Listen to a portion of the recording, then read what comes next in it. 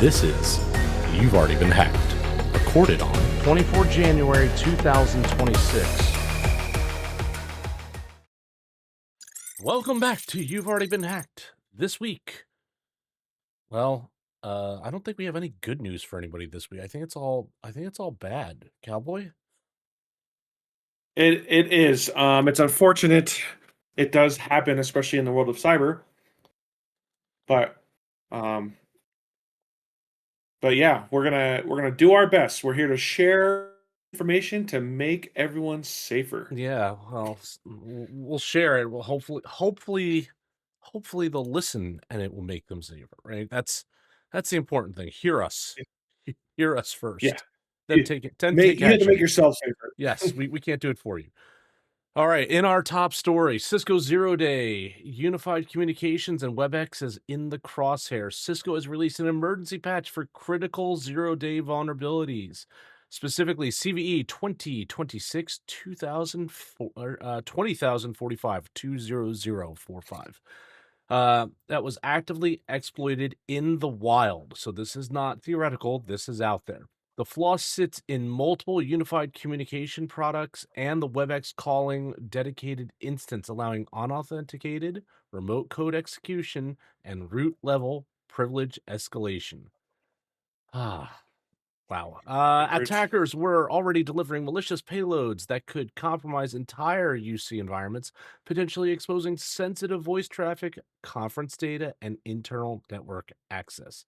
Cisco is advising that the issue remains exploitable until all affected devices are patched and that the threat actors have demonstrated a high level of sophistication and persistence. This matters because it's a 0 day. In critical communication infrastructure, WebEx is all over the place. Not every company uses it, but a lot of companies do. So yeah, if you have it, you have a problem if you haven't gotten the update. It is an active threat landscape. As I said, this is not theoretical. This is actually in the wild and being exploited by sophisticated actors right now. This is also a supply chain risk. If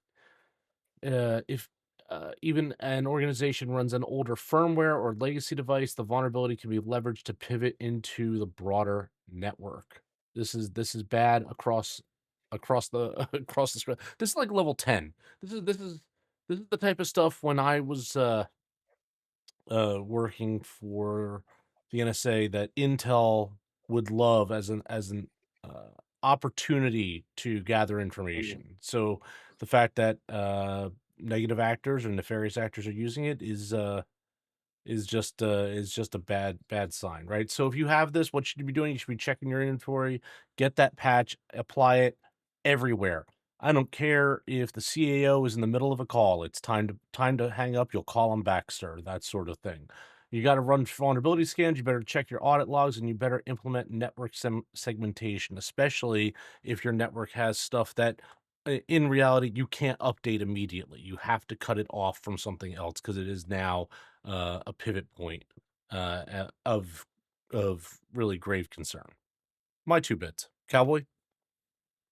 Well, hey, some good news. It's not a 10 on the National Vulnerability Database scale. It's only a 9.8. So I was It's close. only a 9.8 critical. Okay. Yeah, I mean, you hit the nail on the head when you said, like, the answer is now, right?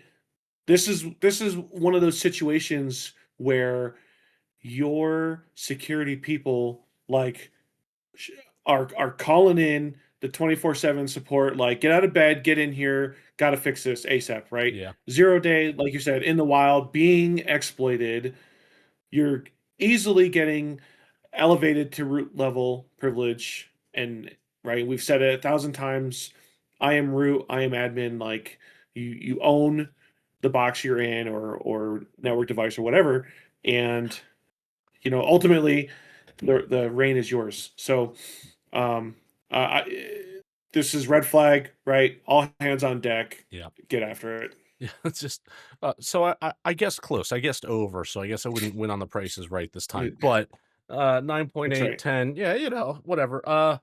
Yeah, it's just bad, right? Like, and the what this story says to me really more than anything else is it's not just we're seeing 0 days. That's like that's forever. The 0 days have been around forever. Like, Mhm. that's not the problem.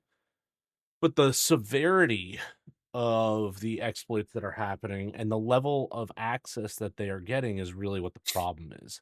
And it's because stuff is now becoming so ubiquitous and so integrated that it takes one bad piece of code in a third party application that can expose an entire network. And that's always been the case, but it's the severity. Like, this is a 9.8. Like, I'm not seeing a lot of low grade vulnerabilities popping up anymore. I'm seeing like heavy hits like every day.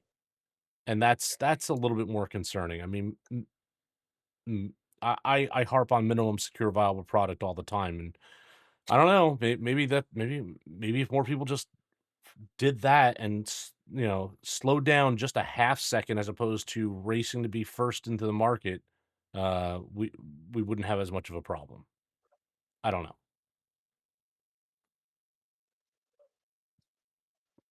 In our next story, waterholing, targeting EmEditor. Multi-stage malware hits users worldwide. Trend Micro's Trend AI research has uncovered a watering hole attack that compromised the EmEditor text editor installer. The attackers dropped a multi-stage malware payload that performs credential theft, data exfiltration, and persistence. The threat actor used geofencing to target EmEditor users in specific regions, delivering a custom installer that masqueraded as a legitimate update. Well, this is one time that maybe doing your update wasn't the right thing to do. This matters because it's a high profile attack. EmEditor is widely used by developers, engineers, and system administrators, making it a lucrative vector for attack. Supply chain attacks via legitimate installers. This is masquerading as what you should be doing is a definite problem. Uh, Cowboy and I harp all the time, do your updates, do your updates, do your updates. Well, this time, if you did your update, you got caught. I mean, I don't really know a way around that except verifying the update. So you'd have to do a hash check before you did so. Persistence and data theft. The malware is designed to remain hidden while siphoning sensitive information. So, like I said, verify your installer signatures. Only download EM editors from the official source and check the cryptographic hash, which is something nobody is going to actually do. Keep the application up to date and apply the latest security patches from EmEditor directly. Deploy application whitelisting to ensure only signed and approved installers can run on corporate devices. And as always, have somebody monitoring your outbound traffic. Cowboy, Yes. have you done your Well, updates? you, as you said, the checking the hash wouldn't have worked here because they actually put out right that their download page had been compromised. Right. So, like, it would have looked legit coming down. That this is one of those things where there's almost really nothing you can do until it gets found out, right? Think of uh, oh no, what was the last big where they update sent out the malware to the Oracle systems? Oh, Oh, I'm having a senior moment here. A SolarWinds, right? you're This not was that this senior, but this yeah. this was Yes, a SolarWinds SolarWinds. attack. Yes, this Yeah, is kind the of like a patch looked SolarWinds attack, legit. yes. It went out, right? The update looked legit. It went out to everyone, but malware embedded. From an attacker standpoint, this is a beautiful uh, attack. It's a beautiful uh, advantage point to take in. And if anyone out there who's listening to us doesn't know what a watering hole attack is, think of the old school cyber cowboy likes to go to a specific bar after work, and that's where the bad guy sends their spy in to start hitting me up, right? It's a watering hole attack. So it'd be like, oh, you want to get to me? I go to maybe I go to espn.com a lot, and they try to hit espn so that, again, a watering hole, right? A place where people congregate. Right. So that's a watering hole attack, right? This is again, it's from just admiring the attacker standpoint. Like, this was cool. They did. This is great tradecraft, but It's sucks really for it sucks. everybody on the other end. Yes, very good tradecraft, right? I mean, if you're going to indoctrinate people like we do, I think rightfully so, to do your updates frequently, often, and when they come out, and you're an attacker and you go after the update server, like, okay, I guess, Yeah. sorry, got nothing for you. No. Did you were you able to do any research to see if EmEditor had closed that hole that they had, and they have issued a new update to like kind of like clear things out, or is that not even an option right now? Uh, no, I'm not seeing that. I am seeing that. Uh, I just lost it. Oh, based on geofencing behavior, it's assessed that the actors are of Russian origin, um, Oh. or those from a Commonwealth of Independent States. Right. Mhm, So we've mhm, talked mhm. before about the Easter eggs and the behavioral signatures that attackers and software developers, the C2 servers, Right, Georgia, Kazakhstan, and Kyrgyzstan, right, all lead to those types of things. right, So right. Okay. Well, um, I mean, better question mark that it's regional, not worldwide, but I mean, the fact that it's in the wild, I think, is problematic anyway. So, um, targeted does show that there's definite intent there. I would I wouldn't hesitate to guess in the direction that you're guessing, and that's been assessed. So, um, uh, more power to them. Good luck, everybody. I really don't have anything else to say on that one.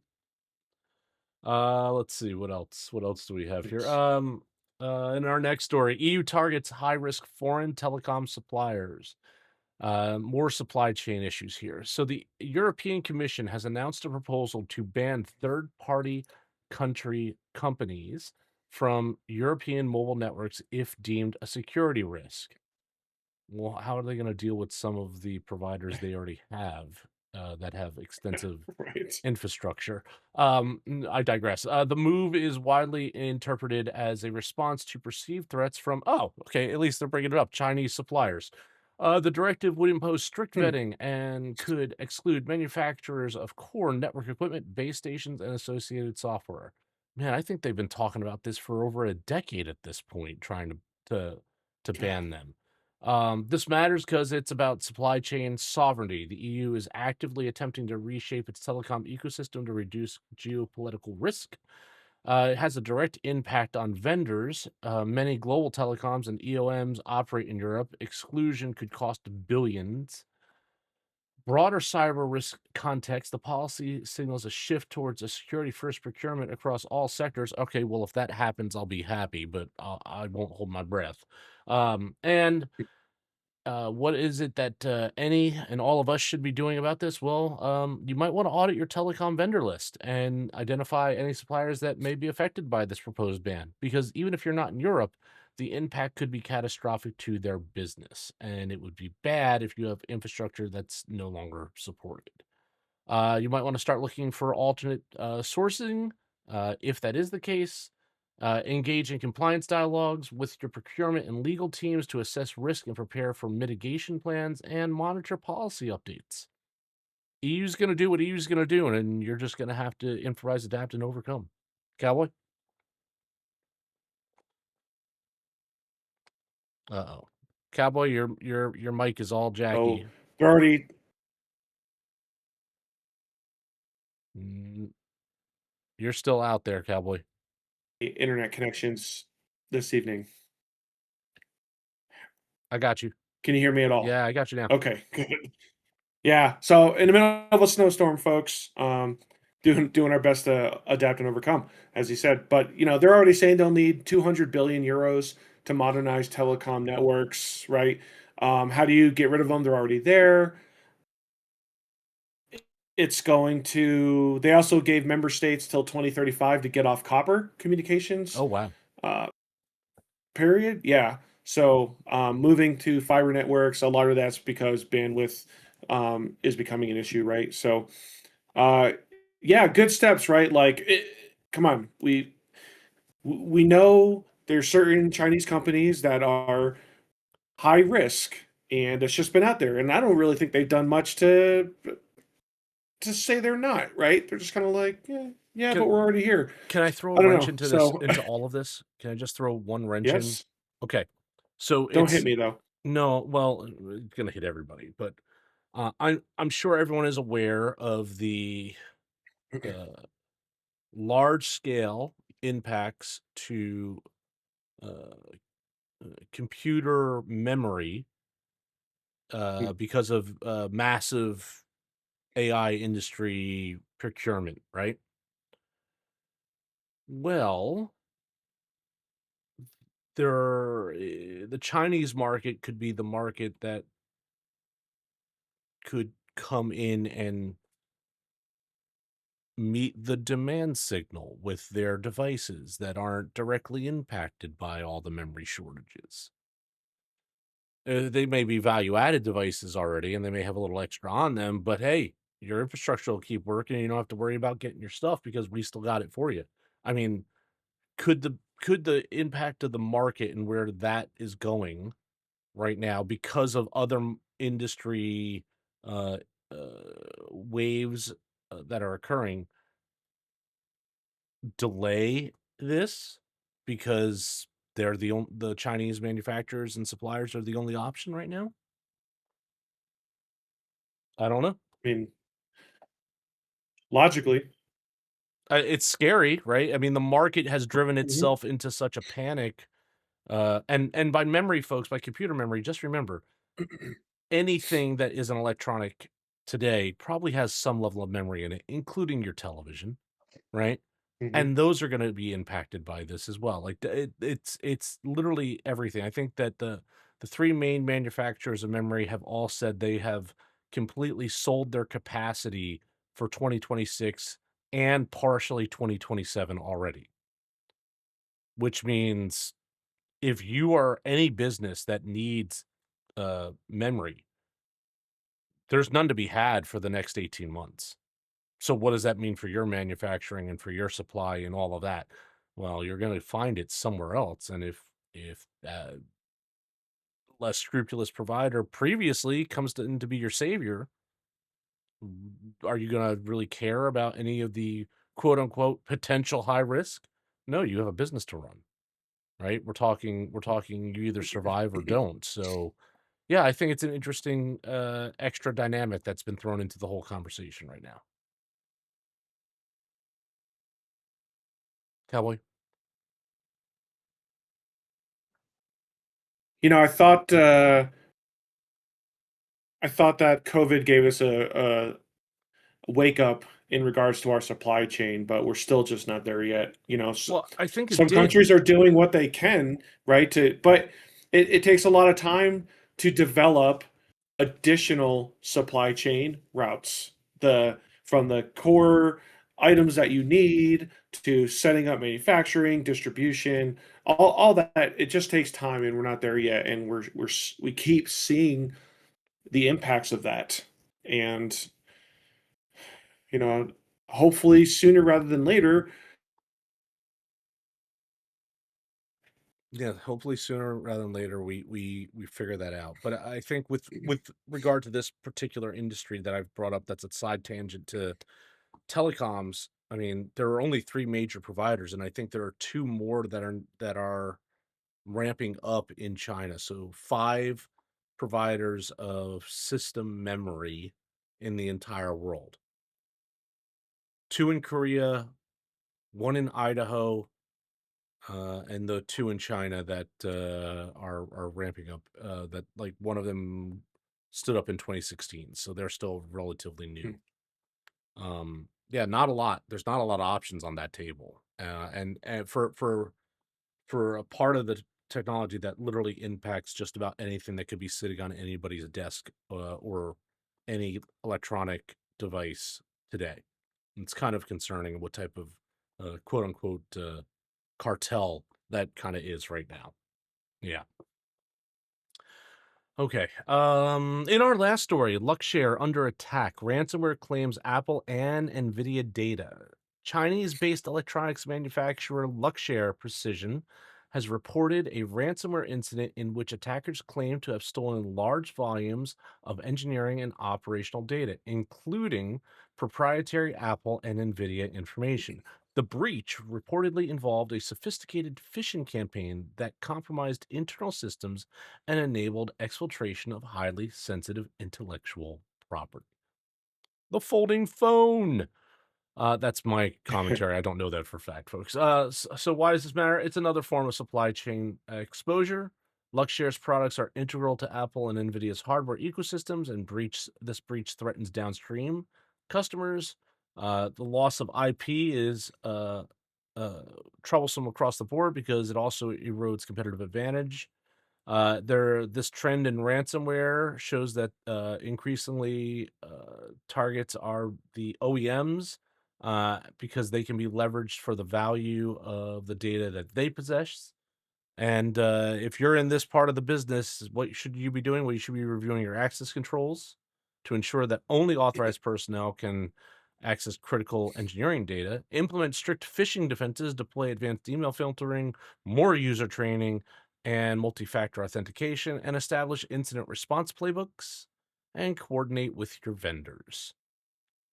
So, phishing, still a thing that's working in industry. Interesting. Your thoughts, Cowboy? Yep. I mean, we still teach it across cybersecurity, right? Why? Because you just said it. Hello, it works.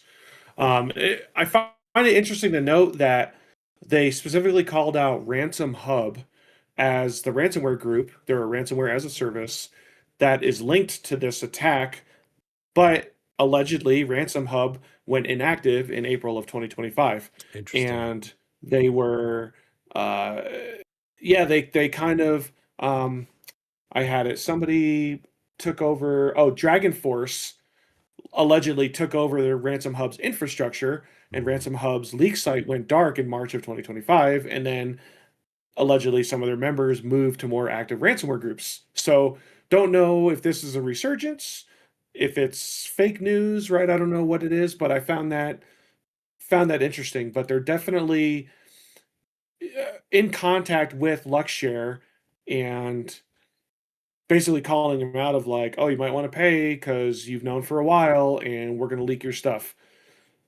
Allegedly, they said they have access to 3D CAD product models, engineering design plans, and documentation, high access to high precision geometric data for parasolid products, some TD drawings, some other mechanical drawings, engineering drawings, electrical documentation, and circuit board manufacturing data.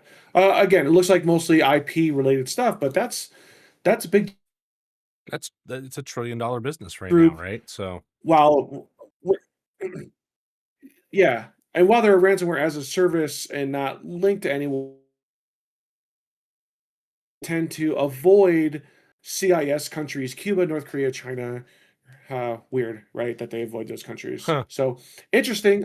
I'm gonna kind of keep my eye out and see if this is a resurgence or if they end up uh, rebranding who they think did the attack. So, Oh mm, yeah, I mean, maybe that's exactly what what if it's the same group just with some new paint on it, you know?